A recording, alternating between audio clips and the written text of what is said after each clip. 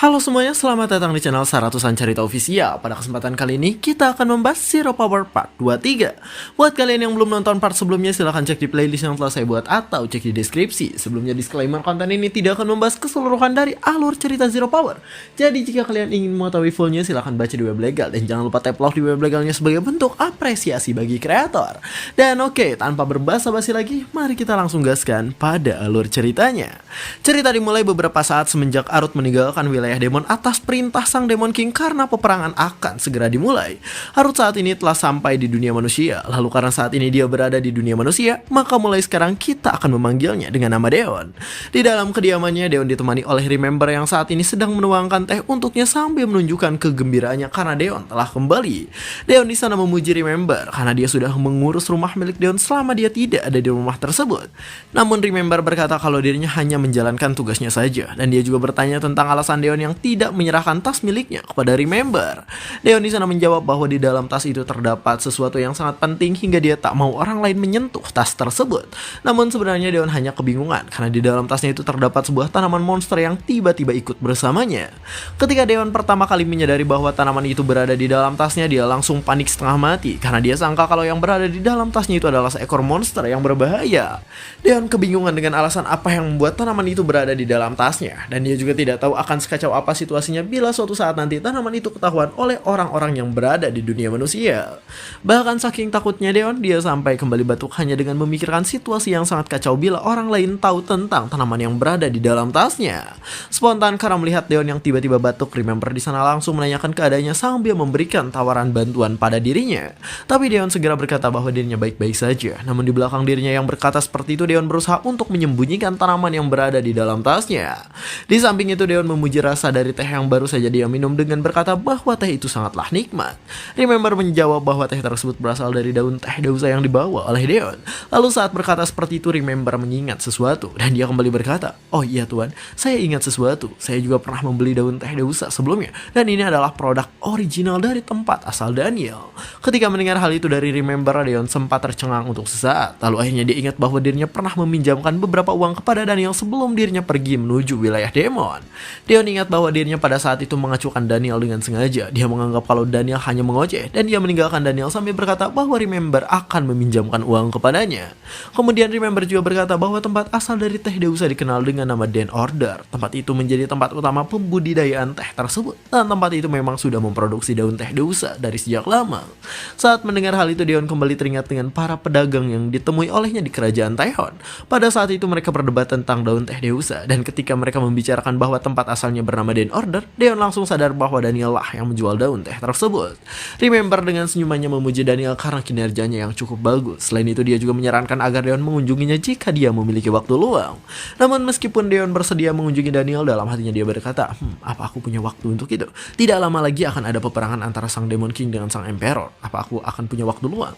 Sesaat setelah dirinya mengingat bahwa sebentar lagi peperangan akan terjadi, Deon langsung bertanya kepada Remember dengan nada yang panik. "Remember, apa kau baik-baik saja? Bukankah saat ini kampung halamanmu sedang diserang oleh kekaisaran?" Sambil menaruh gelas yang dipegangnya, Remember langsung sadar bahwa Deon bertanya tentang kerajaan bernama Esperantes yang merupakan kampung halamannya. Di sana Deon tampak cemas sekaligus merasa kasihan. Dia berpikir kalau perasaan Remember pastinya campur aduk karena kampung halamannya sedang diserang selagi dirinya masih berada di wilayah kekaisaran Empire. Tapi tiba-tiba wajah Deon berubah drastis saat dia mendengar jawaban Remember yang berkata bahwa hal itu sama sekali tidak mengganggu dirinya. Deon terkejut dan dia bertanya kembali tentang alasan Remember yang masih baik-baik saja meskipun kampung halamannya saat ini sedang diserang.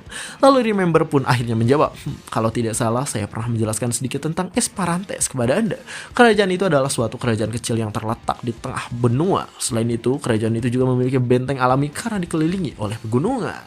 Remember menjelaskan bahwa lokasi kerajaan Esperantes cukup bagus, sehingga bila ada seseorang yang ingin menguasai kerajaan itu, maka orang itu harus bersiap untuk melawan kekuatan dari dalam dan juga dari luar. Bahkan jika para penduduk kerajaan itu melakukan taktik gerilya, maka penyerang yang datang harusnya mendapatkan lebih banyak kerugian daripada keuntungan. Tapi Remember juga yakin kalau Yang Mulia Emperor pasti akan mengatur pasukannya untuk memenangkan peperangan. Namun tetap saja menaklukkan Esperantes bukanlah suatu hal yang mudah. Deon sempat kagum pada Remember yang begitu percaya bahwa kampung halamannya tidak akan bisa dikuasai dengan mudah. Dan dia juga penasaran tentang seperti apa kerajaan Esperantes sebenarnya. Namun kemudian tiba-tiba ada sebuah batu kristal yang bersinar ketika Deon dan Remember masih berbincang. Ketika melihat batu itu, Deon langsung sadar bahwa batu kristal tersebut tersebut adalah batu yang digunakan sebagai alat komunikasi oleh para bangsawan di Kekaisaran Empire. Deon dengan tergesa-gesa langsung mengambil kristal tersebut dan dia langsung memberikan salam kejayaan Empire dengan wajah yang terlihat kepanikan. Namun sebelum Deon menyelesaikan salamnya, wajahnya di sana tiba-tiba berubah karena seseorang yang menghubunginya itu langsung menanyakan laporan miliknya setelah tahu bahwa Deon telah kembali. Ternyata orang yang menghubungi Deon adalah sang Emperor. Dia telah kembali ke medan perang dan saat ini sang Emperor sedang duduk di dalam salah satu tenda kekaisaran sambil mendengarkan laporan dari Deon. Deon melaporkan bahwa sang Demon King memutuskan untuk melakukan sebuah pergerakan. Oleh karena itu sang Emperor berpikir bahwa dia harus mengakhiri perang penaklukan yang sedang dia lakukan karena seluruh umat manusia harus bersatu untuk melawan sang Demon King. Namun meskipun dia berkata seperti itu, sang Emperor juga sadar bahwa perang melawan sang Demon King merupakan perang psikologis yang melibatkan pertarungan harga diri. Maka dari itu sang Emperor tidak bisa mundur begitu saja dari pertempuran yang sudah dia mulai. Lalu sambil melihat ke arah kristal yang dia gunakan untuk menghubungi Deon, sang Emperor bertanya, apa ada lagi yang harus dilaporkan? Katakan saja semua yang kau dapat di kastil Demon King, karena aku tahu bahwa kau tidak akan membawa informasi yang tidak berguna. Sang Emperor sengaja berkata seperti itu, karena dia tahu bahwa Deon tidak akan menjawab jika dia tidak bertanya lebih lanjut. Karena sang Emperor telah menyampaikan pertanyaannya, Deon sempat terdiam sejenak untuk berpikir. Lalu akhirnya dia pun berkata, ada sebuah portal. Aku menemukan sebuah portal yang terhubung dengan wilayah demon yang muncul di wilayah kerajaan Taeon. Sang Emperor tersenyum ketika mendengar laporan itu, dan dia memuji Deon karena telah melaporkan sesuatu yang sangat berguna. Di sisi lain, Deon masih terus mendengarkan sang Emperor. Di sana sang Emperor melanjutkan perkataannya dengan memberitahu Deon bahwa mereka kemungkinan akan bertemu pada turnamen berburu yang akan diselenggarakan minggu depan. Deon sempat terkejut karena dia sama sekali tidak mengetahui apa-apa soal turnamen tersebut. Lalu dia pun mulai mendekatkan telinganya pada kristal yang sedang dipegangnya untuk mendengar sang Emperor yang berkata bahwa dia telah mengirimkan surat undangan dan juga beberapa pakaian untuk Deon. Di sana Deon baru sadar kalau ternyata setumpuk kotak yang berada di hadapannya adalah pemberian dari sang Emperor. Selain itu, di atas tumpukan kotak tersebut juga ada sebuah surat yang mungkin adalah surat undangan dari Emperor. Scenes pun berpindah memperlihatkan Cruel yang sedang duduk di ruangannya sambil memegang sebuah kertas. Di sana dia tampak sangat kesal. Dia mencengkram kuat-kuat kertas yang sedang dipegangnya sambil bergumam, kenapa belum ada perintah apapun? Aku yakin kalau mereka pasti sudah mendapat laporan tentang kembalinya Deon dari misi. Lalu kenapa masih belum ada perintah? Padahal Starbase biasanya akan langsung mengirimkan pasukan revolusi atau seorang assassin ketika dia mendengar bahwa Deon telah kembali. Sesaat setelah itu tiba-tiba Cruel dikejutkan oleh Starbase yang memasuki ruangannya secara tiba-tiba. Di sana Starbase hanya tersenyum tipis dan dia berkata, apa kau sudah mendengar kabar tentang kepulangan Deonheart? Untuk kali ini aku punya tugas khusus untukmu. Pastikan kau melakukannya pada saat turnamen berburu dimulai, yaitu 1 minggu dari sekarang. 1 minggu kemudian, Remember meminta Deon agar dia berjalan terlebih dahulu di sekeliling kota sebelum pergi ke tempat turnamen berlangsung. Tapi ternyata wajah Deon sangat merah seperti warna pakaiannya. Dia berjalan sambil diselimuti oleh perasaan malu karena menurutnya pakaian yang dipakainya itu sangatlah mencolok. Remember dengan wajah ramahnya malah tertawa sambil berkata bahwa baju itu adalah pemberian dari sang Emperor dan Deon mau tidak mau harus mengenakan pakaian tersebut ketika pergi ke tempat turnamen berlangsung. Tapi Deon tidak senang sama sekali. Dia malah semakin merasa kesal saat melihat Remember karena dia berpikir kalau Remember malah mengejeknya. Ternyata Remember mengajak Deon pergi ke sebuah kedai yang ada di kota tersebut. Perlahan-lahan mereka membuka pintu dari kedai itu dan di sana langsung terlihat banyaknya manusia yang memenuhi setiap sudut dari kedai yang mereka masuki. Deon untuk sesaat sempat terkejut oleh keramaian dari ruangan luas yang berada di dalam kedai tersebut. Selain itu di sana juga terlihat beberapa orang yang sedang melakukan negosiasi dengan seorang pelayan yang bekerja di kedai tersebut. Dalam keramaian itu Deon ternyata sedang mencari Daniel dan dia sangat kebingungan karena dia mungkin tidak bisa menemukan Daniel jika situasi dalam kedai itu sangat ramai. Namun kemudian terdengar suara keras dari seseorang yang memanggil si kepala kedai. Deon melirik ke arah sumber suara itu dan dia melihat Daniel yang sedang berbicara dengan seseorang yang menyebutnya sebagai kepala kedai. Daniel di sana terlihat sangat antusias. Dia memberikan beberapa arahan pada orang yang sedang berbicara dengannya dan sepertinya Daniel menikmati perannya sebagai ketua di kedai tersebut. Di tengah dirinya yang masih berbincang, Daniel tiba-tiba melihat Arut yang datang ke toko miliknya. Spontan Daniel di sana langsung mengesampingkan bawahannya dan dia segera berjalan menghampiri Deon dengan wajah yang tampak gembira. Deon masih memasang wajah datarnya, namun dia memuji Daniel yang bisa membuat toko sebesar itu dengan usahanya sendiri. Ketika mendengar pujian itu, wajah Daniel langsung terlihat gembira. Dia sangat bersemangat dan Daniel berkata bahwa kedai itu bisa menjadi besar karena keterlibatan Deon sebagai tuannya. Namun setelah berkata seperti itu, Daniel tampak kebingungan. Dia memperhatikan pakaian Deon dan bertanya tentang apakah Deon akan pergi ke sebuah acara. Deon menjawab bahwa dirinya akan pergi ke tempat turnamen berburu diadakan. Lalu sebelum pergi ke sana dia memang berniat mendatangi Daniel meskipun hanya sebentar. Ternyata Daniel juga mengetahui tentang turnamen tersebut. Dia tahu bahwa Deon seharusnya diperbolehkan membawa asisten untuk menemaninya mendatangi turnamen. Oleh karena itu, Daniel dengan sangat antusias langsung meminta Deon agar menjadi asisten yang akan menemani menemaninya. Tapi permintaan itu langsung ditolak mentah-mentah oleh Deon. Daniel seketika lemas, dia menanyakan alasan Deon menolak permintaannya, padahal dia berjanji bahwa dirinya tidak akan menjadi beban bagi Deon. Meskipun Daniel terus memohon di sana, Deon hanya memasang wajah dinginnya tanpa mengatakan sepatah kata apapun. Namun ternyata dalam diamnya itu sebenarnya Deon berkata dalam hatinya, bukan itu masalahnya. Jika aku membawamu, aku tidak akan bisa menenangkan tanaman sialan di tasku ini. Ternyata selama ini Deon di sana membawa tanaman itu kemanapun dia pergi karena dia tidak bisa melenyapkannya. Beberapa waktu yang lalu sebenarnya Deon sudah menggunakan berbagai cara untuk melenyapkan tanaman tersebut. Dia menggunakan pedang untuk membelahnya, namun tanaman itu malah menangkis pedangnya. Lalu dia juga menggunakan api untuk membakarnya, namun tanaman itu masih bisa bertahan. Bahkan di percobaan yang seterusnya Deon mencoba untuk menjatuhkan tanaman itu dari ketinggian dan tanaman itu masih bisa lolos. Kemudian dia mencoba menggunakan racun, tapi masih terus gagal. Selain itu Deon juga sempat membuang tanaman tersebut, namun tanaman itu masih bisa kembali ke rumahnya entah apapun yang terjadi. Deon telah melakukan banyak sekali percobaan untuk memusnahkan tanaman itu, namun semua upayanya selalu berakhir dengan kegagalan. Oleh karena itu, dengan membawa tanaman monster itu bersamanya, Deon berpikir bahwa mungkin saja dia bisa melenyapkan tanaman tersebut ketika turnamen sedang berlangsung. Namun di tengah dirinya yang masih terdiam sambil memikirkan sebuah cara untuk menyingkirkan tanaman itu, Remember tiba-tiba berkata kepadanya dengan penuh senyuman, "Tolong percaya pada saya untuk kali ini saja. Menurut saya sudah melatih anak ini dengan keras agar dia bisa berguna untuk Anda." Deon masih tetap ingin menolak permintaan itu dengan berkata bahwa masalahnya bukan tentang percaya atau tidak percaya. Namun ketika dia membuka matanya perlahan-lahan, dia melihat tampang dari Daniel dan juga Remember yang tersenyum kepadanya sambil dikelilingi oleh cahaya yang sangat silau. Akhirnya setelah melihat wajah mereka, Deon pun dengan terpaksa menuruti permintaan itu karena dia merasa aneh ketika mereka menatap dengan mata yang dipenuhi oleh harapan. Beberapa saat kemudian Deon bersama dengan kedua bawahannya telah sampai di lokasi turnamen. Deon di sana tampak kebingungan, sedangkan Daniel terlihat bersemangat menuruni kereta kuda sambil ditemani oleh Remember. Di tengah kebingungan yang sedang melanda dirinya, Deon di sana bergumam, sialan, kenapa aku selama ini? Sekarang cara apa yang bisa kugunakan untuk menyingkirkan tanaman sialan ini? Coba, tanaman kampret ini pasti akan mengikutiku lagi jika aku hanya membuang atau melemparkannya ke suatu tempat." Sementara itu dari luar kereta kuda, Daniel terus menatap Deon dengan tatapan yang sangat tajam, seolah dirinya memiliki sebuah rencana yang akan dia lakukan terhadap Deon. Tapi Deon sendiri tidak menyadari hal itu. Dia dengan santainya turun dari kereta kuda sambil memikirkan cara untuk melenyapkan tanaman iblis yang menyelinap ke dalam tasnya. Bahkan ketika Daniel mengulurkan tangannya, Deon secara tidak sadar malah meraih tangan Daniel. Namun ketika Deon turun dari kereta kudanya, tiba-tiba semua orang melihat ke arahnya tanpa mengeluarkan suara apapun. Deon kebingungan dengan tingkah mereka, namun wajah mereka di sana tampak terkejut ketika melihat Deon yang turun dari kereta kuda sambil memegang tangan Daniel. Setelah melihat ekspresi dari wajah semua orang, Deon akhirnya sadar bahwa dirinya tidak sengaja memegang tangan Daniel di depan semua orang yang ada di sana. Setelah itu, Deon pun segera melepaskan tangannya dari Daniel sambil memasang wajah panik karena dia melakukan hal itu secara tidak sadar. Ternyata dari sekian banyak orang yang mendatangi Deon, Lin juga ada di sana. Dia melihat semua peristiwa itu dan dia terlihat sangat frustasi ketika melihat Deon yang memegang tangan Daniel. Sambil terus menatap ke arah mereka, Lin berkata dalam hatinya, "Aku tahu kalau Daniel mungkin saja ingin membantu Tuan mengingat sebuah kutukan yang membuat tubuhnya lemah. Namun meskipun begitu, dia tetap saja sudah sangat lancang kepada Tuan Deon karena berbuat seperti itu. Selain menodai kehormatannya sebagai seorang hero, Daniel juga sudah menghina Master. Dia tidak akan dimaafkan." Lin di sana memiliki sebuah firasat yang buruk ketika dirinya melihat Deon yang hanya terdiam tanpa mengucapkan apapun.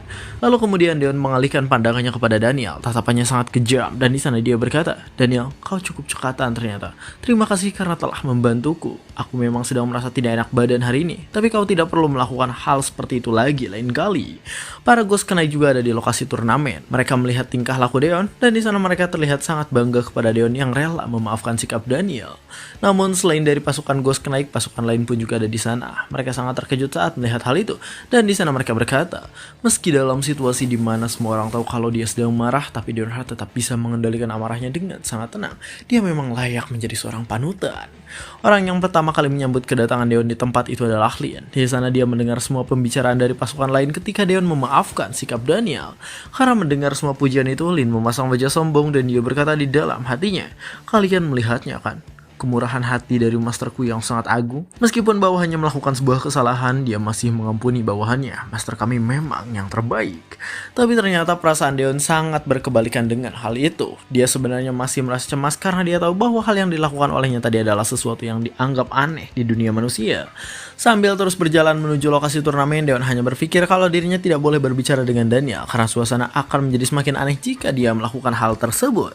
Begitupun juga Daniel, dia tidak mengucapkan apapun dan hanya terus berjalan di belakang Deon sambil memasang wajah serius. Terlepas dari itu, Lin bersama dengan para pasukan Ghost Knight menyambut kedatangan Deon ke lokasi turnamen diadakan. Para pasukan Ghost Knight di sana memberikan tawaran untuk membawakan tas Deon. Namun Deon langsung menolak tawaran mereka karena dia tidak ingin orang lain tahu bahwa di dalam tas tersebut terdapat sebuah tanaman demon. Bahkan ketika para Ghost Knight tersebut telah menjauhinya, Deon masih waspada dengan siapapun yang mungkin melihat isi dari dalam tas miliknya. Namun tak lama kemudian Elpidius yang merupakan putra mahkota juga datang menghampiri Deon. Spontan karena melihat Elpi yang berjalan ke arahnya, Deon di sana langsung menunduk sambil mengucapkan salam kejayaan Empire. Elpi di sana berkata bahwa turnamen berburu itu diadakan karena jumlah para monster yang semakin meningkat. Namun terlepas dari itu, Deon sendiri sudah tahu bahwa hal itu hanyalah sebuah alasan belaka. Deon sadar bahwa alasan sebenarnya di balik turnamen tersebut adalah untuk menunjukkan kepada masyarakat bahwa kekaisaran masih tetap damai meskipun sedang berada di tengah peperangan. Namun Deon tentu saja tidak mengatakan hal itu, dan di sana Elpi kembali menjelaskan alasannya dengan berkata, karena kemunculan para monster yang semakin terus meningkat, kita perlu mencegahnya agar mereka tidak menimbulkan bahaya. Aku berencana mengajakmu dan seluruh pasukan Ghost Knight untuk berburu monster terlebih dahulu sebelum turnamen dimulai. Tapi kau juga tidak wajib menerimanya, karena para ksatria aku juga bisa membasmi mereka. Elpi sedikit menyampaikan keluhannya tentang para Ghost Knight, hingga Deon dibuat terkejut tanpa bisa mengatakan apapun ketika dia mendengar bahwa para Ghost Knight telah membuat banyak masalah. Tapi yang membuat Deon semakin kaget adalah sikap dari para Ghost Knight itu sendiri. Mereka sadar bahwa telah membuat banyak masalah, namun mereka masih bisa cengengesan tanpa menunjukkan penyesalan. Karena sikap dari para anjing gila itu, Deon kemudian berkata sambil menundukkan kepalanya di depan sang putra mahkota. Dengan senang hati saya menerima tawaran itu, Yang Mulia. Mereka sudah siap kapanpun, dan Anda hanya tinggal mengeluarkan perintah. Deon sengaja menjadikan para anjing gila itu sebagai tumbal agar mereka membayar semua masalah yang telah mereka buat. Namun di samping itu, Deon juga berencana untuk tetap diam selagi para anjing gila itu diperintahkan untuk membantai para monster. Tapi sangat mengejutkan, Elpi dengan senyumannya malah berkata, "Oh, tunggu. Bukannya kau sendiri yang akan memimpin mereka? Kau juga harus ikut berburu." Sontak Deon semakin kebingungan. Wajahnya berkeringat karena dia tak menyangka bahwa sang putra mahkota malah memerintahkannya untuk ikut memimpin para anjing gila tersebut. Beberapa saat kemudian, akhirnya semua pasukan telah berhadapan dengan para monster yang terlihat sangat ganas. Para ksatria Elpidius juga ada di sana, dan mereka membentuk sebuah formasi secara terstruktur untuk menyerang para monster. Namun sebaliknya, para Ghost Knight di sana malah langsung menerjang ke arah para monster tanpa memiliki rencana apapun. Mereka terlihat seperti kuda liar yang hanya bisa berjalan tanpa memperdulikan apapun yang ada di hadapannya. Tapi anehnya, para anjing gila itu justru menikmati hal tersebut. Mereka dengan cepatnya bergerak menghabisi para monster, seolah mereka menjadikan para monster itu sebagai mainan untuk menghibur diri mereka. Dalam beberapa ayunan pedang saja mereka sudah bisa menghabisi sebagian besar monster yang terus berdatangan, seolah mereka memiliki tenaga yang tidak terbatas jumlahnya. Ketika melihat kelakuan para Ghost Knight yang sangat brutal, para ksatria Elpidius dibuat ketakutan oleh pembantaian yang dilakukan oleh Ghost Knight. Bahkan mereka sempat berpikir bahwa para anjing gila itu memang memiliki sikap yang tidak jauh beda dengan tuannya sendiri. Tapi Deon hanya memperhatikan semua itu dari kejauhan. Lalu tiba-tiba dia terus menyeringai ketika dia memikirkan sebuah rencana yang membuatnya bisa pulang secepatnya. Bahkan Deon di sana sampai tertawa karena memikirkan rencananya tersebut, hingga para anjing gila juga ketakutan sebab mereka mengira kalau Deon memiliki rencana yang sangat brutal. Deon menyebut rencana miliknya dengan nama Get Hard and Go Home, yang artinya mendapatkan luka lalu pulang secepatnya. Tak lama kemudian tiba-tiba ada seekor monster yang menerjang ke arah Deon sambil membuka rahangnya. Deon menyadari hal itu, dan di sana dia berencana untuk membiarkan monster tersebut melukainya agar dia bisa langsung pulang secepatnya. Namun ketika dia merasa senang karena berpikir bahwa rencananya akan berjalan lancar, tiba-tiba Lin datang dengan kecepatan kilat untuk menghadang monster yang berusaha menyerang Deon. Tatapan Lin di sana terlihat penuh amarah. Dia tak bisa memaafkan para monster yang berusaha untuk menyerang Deon, dan di sana dia berniat untuk melindungi Deon dari terkaman para monster tersebut. Dalam sekejap, Lin berhasil menumbangkan semua monster yang mendekat ke arah Deon hingga para monster itu tergeletak karena dibasmi dengan tebasan yang super kuat. Karena hal itu, Deon memuji Lin dengan berkata berkata bahwa Lin telah melakukan tugasnya. Namun sebenarnya dia cukup menyesal karena rencananya untuk mendapatkan sebuah luka telah berakhir gagal setelah Lin membunuh para monster yang mencoba untuk mendekatinya. Lin di sana terlihat sangat senang ketika mendapat pujian itu dan dia dengan bangganya berkata, "Anda tidak perlu memuji saya sampai seperti itu, Tuan. Selama perburuan ini berlangsung, saya akan berjuang agar Anda tidak perlu mengeluarkan pedang Anda. Jadi Anda hanya tinggal bersantai dan mengamati saja dari kejauhan." Di tengah pertempuran yang masih berlangsung, Deon terus-menerus memikirkan sebuah cara agar dirinya bisa lolos dari turnamen dan tidak perlu ikut serta ke dalam perburuan para monster. Bahkan Deon berencana untuk menjatuhkan dirinya dari kuda agar mendapatkan sebuah luka lalu langsung pulang karena membutuhkan perawatan. Tapi sesaat setelah Deon berpikir seperti itu, tiba-tiba kudanya berteriak seolah kuda itu dikejutkan oleh sesuatu yang tidak dia duga. Bahkan saking kencangnya goyangan si kuda, tas yang selama ini Deon bawa pun putus hingga tas itu jatuh ke tanah setelah terlepas dari pegangan Deon. Sambil memasang wajah bingung, Deon mencoba untuk menenangkan kuda miliknya dan tak lama kemudian Daniel pun datang sambil berkata, "Saya minta maaf Tuan, kaki saya tadi terjebak di lumpur dan kuda itu mungkin terkejut karena melihat saya yang berusaha mengeluarkan kaki saya dari lumpur. Apa Anda terluka?" Ketika melihat Daniel yang berkata seperti itu, Deon tampak kebingungan. Dia merasa aneh karena Daniel yang meminta maaf kepadanya, namun sambil memasang tatapan tajam seolah dia tidak merasa bersalah. Tapi Deon tidak ingin mempermasalahkan hal itu dan dia turun dari kudanya sambil berkata bahwa dirinya baik-baik saja. Setelah turun, Deon langsung memeriksa tas miliknya yang tadi jatuh sambil berpikir kalau mungkin saja tanaman yang dibawa olehnya telah mati setelah mendapatkan guncangan keras dari si kuda. Namun ternyata tanaman itu masih hidup dan pada saat itu Deon langsung kembali sadar bahwa tanaman itu tidak akan mati jika hanya terjatuh dari kuda. Di tengah Deon yang mencoba untuk menyembunyikan tanaman tersebut, Daniel kembali memanggil namanya sambil berjalan. Deon sedikit menoleh ke belakang sambil waspada jika saja tanaman yang dibawanya itu ketahuan. Namun ketika dia berbalik sepenuhnya, Deon merasakan aura yang sangat aneh terpancar dari tubuh Daniel. Wajah Daniel di sana tampak serius, tatapannya tajam, dan dia bertanya dengan nada yang menyeramkan, "Ada apa Tuan? Kenapa Anda tidak marah? Bukankah seharusnya Anda marah?" Dan cerita pun bersambung. Wait, ini kenapa sih Daniel? Apakah mungkin dia kena hipnotis sama Starbay dan juga adiknya Deon? Atau menurut kalian gimana? Atau emang si Daniel tujuannya pengen ngebantai Deon? Coba komen di bawah. Dan mungkin segitu saja kami dari Saratosan Cerita Official. Jangan lupa like, comment, subscribe, dan share ke teman-temannya. Terima kasih telah menonton sampai akhir dan sampai jumpa di kesempatan berikutnya.